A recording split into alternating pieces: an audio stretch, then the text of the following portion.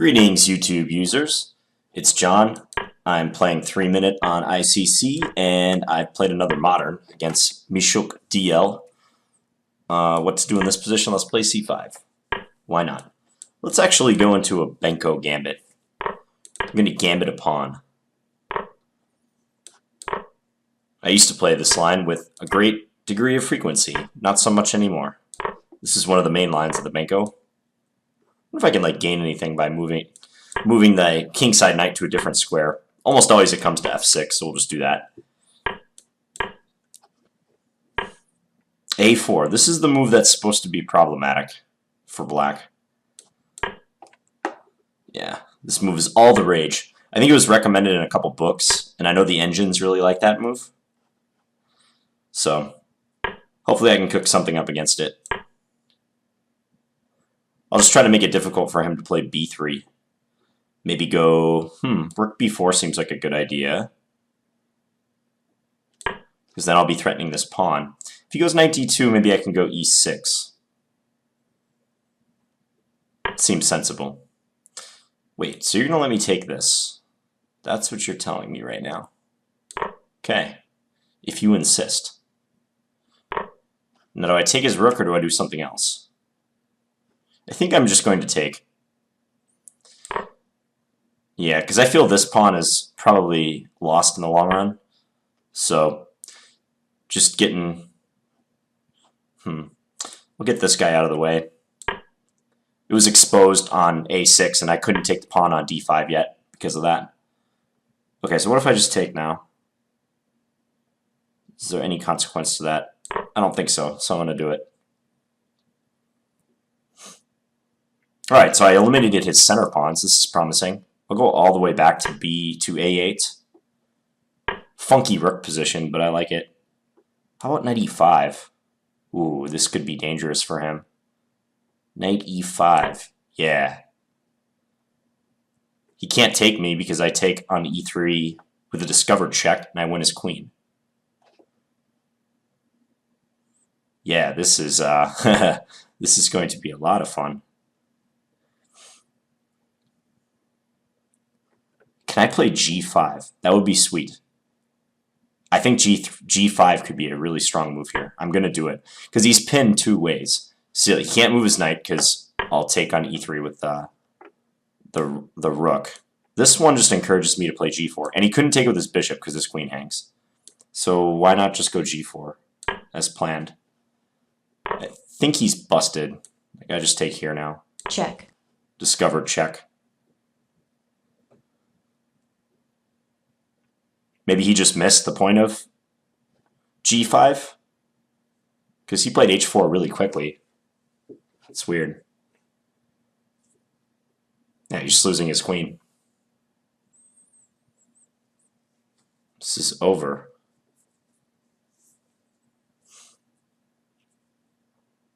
Not much more to be said. I take his queen and then I'll take his knight. And I'm up a grip of material.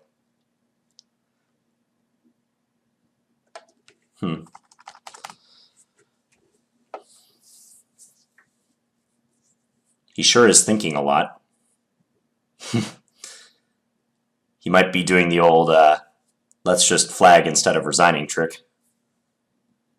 Because almost certainly he realizes he's lost.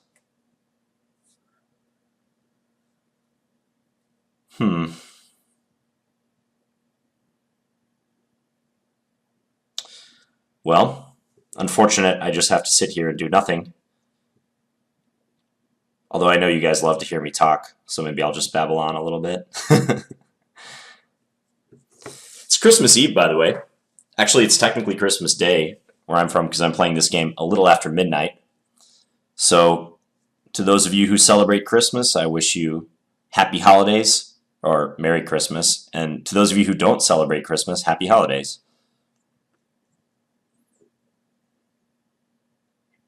This guy's going to get a lump of coal in his stocking for not resigning like a gentleman. Mishuk, you're going to get a lump of coal. Santa is not going to visit your house. I'm sorry. So, yep, he timed down and lost on time. So let's go back and look. So I played g6 again on move 1. Really flexible move. He played knight f3, c5, and here. So here I have a choice. I could take it into Benoni territory with d6, but I have some Benko experience, so I thought b5 was the way to go. Yeah, it pretty much just transposed to a Benko as accepted. I took with my bishop.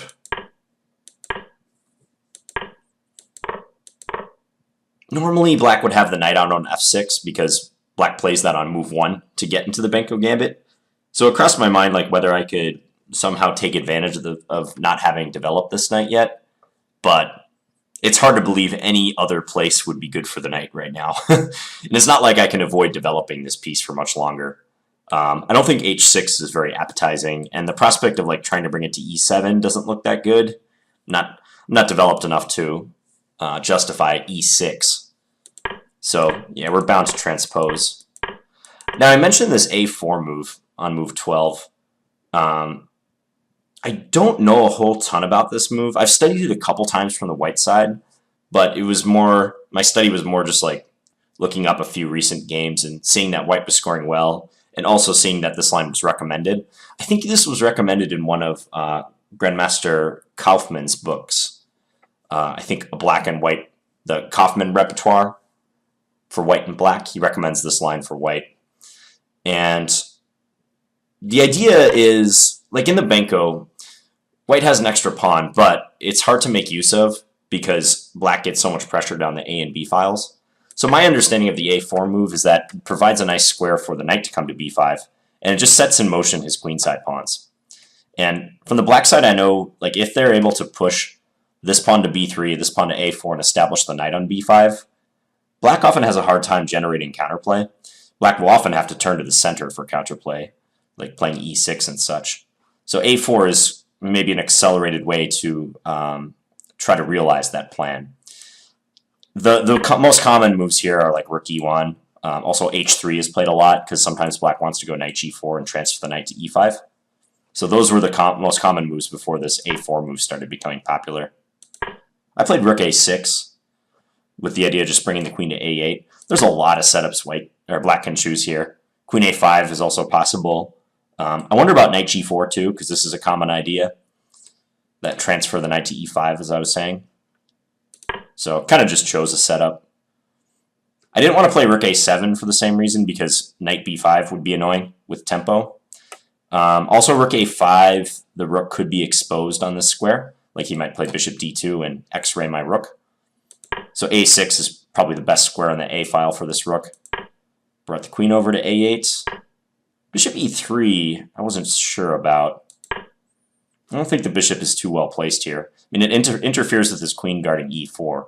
So I have a hard time believing that that's the best square for that piece. So now I get rook B8 in, which frustrates his attempt to play B3. He can't play that yet. So also knight B5 is not possible because I can take here. So he needs a few moves in order to secure everything, so he could possibly do that B3, knight B5 plan. Now I did rook B4. And I think he just overlooked the threat. Either that or he was trying to like tempt me into taking E4 for some reason. Pretty sure he just overlooked it. I thought he would play knight D2 in this position, just to reinforce this pawn. And I was thinking maybe I'll continue with E6 and try to just remove stuff on this diagonal leading towards the king. He could also play bishop D2. That might not be a bad move either. Just admitting that E3 was not the best square, but letting his queen assist in the defense of E4. And he's threatening some discoveries at some point, so nothing immediate that he's threatening with this knight, but bishop D2 would have to be on my radar in regards to the B4 rook. So B3, I took on E4, he took back. Now, I could take his rook on A1, but I didn't want to lose the initiative, and I also thought bishop D2 was possible for him when he might just regain the exchange anyways. Bishop D2 is a nice move. It hits my rook and also defends his knight. So I just settled on the simple recapture. kind of arguing that your rook is still under attack, and so is your pawn on d5. And even though after rook a2, I can't take the pawn on d5 yet because it hangs this rook, I think the fact that this pawn is isolated and on the same diagonal as his king means that it'll be very difficult for him to defend. So I'm just going to check the engine and see whether it likes bishop takes a1 or the move I played in this position. Okay, it does like bishop takes a1. Gives that basically is winning for black. The move I played also likes, but yeah, about a pawn less in the eval. Well, let's check that line. Bishop takes a1, bishop d2, rook a takes a4. Uh-huh. Not a move I thought about. Exploiting the pin. So I guess if this simply rook takes, and what, I'm up pawn, and d5 is still weak, and my queen is now defending my bishop on a1? Yeah, unlikely I would see that in a blitz game. I mean, I certainly didn't in this game. I probably would have done this, and then like move this bishop back, but my pawn on e7 would have been attacked, so I'd have to play like bishop f6, which doesn't look right. I want my knight to go there if I could. Yeah, so I'm happy with my decision, even though I recognize that it's not the most technically correct move. I think for a blitz game, this is perfectly fine. And here, move the rook back, so now queen takes d5 as a threat. And again, strangely, he just let me take the pawn. He didn't respond to the threat. He went here, take. Now his position is really tough. Really, really tough. The only other thing I wanted to check is whether it liked my g5 move coming up. So I played knight e5, which sets up all these problems for him on the diagonal.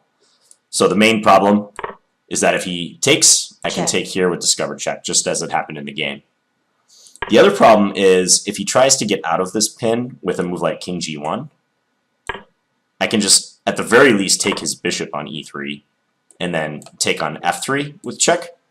And I'll have gained 2 minor pieces for the rook, and his king will probably be exposed again. So he's in quite a bind on this diagonal. It's probably just a problem with no solution for him. And here, oh sweet, it likes g5. Yeah, this is a fun move. I'm glad I spotted that one.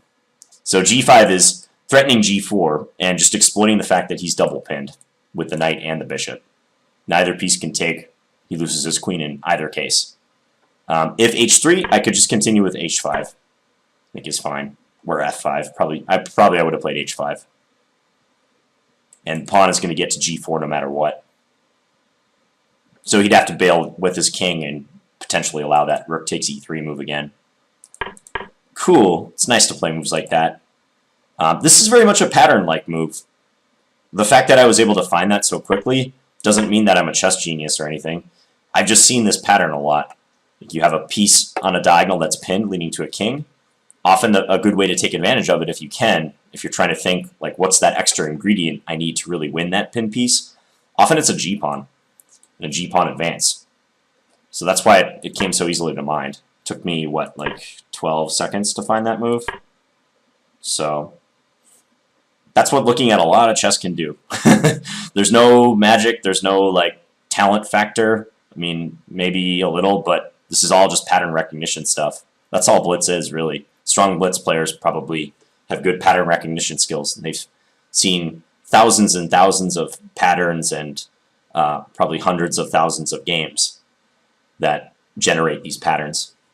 So, yep, g5, and then he did this, which just accelerates the idea, g4. Check. Yep, and then he sat there for almost 2 minutes.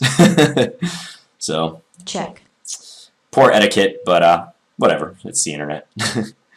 So, alright, hope you guys enjoyed that one, and I'll be back with a couple more videos today. Thanks, guys.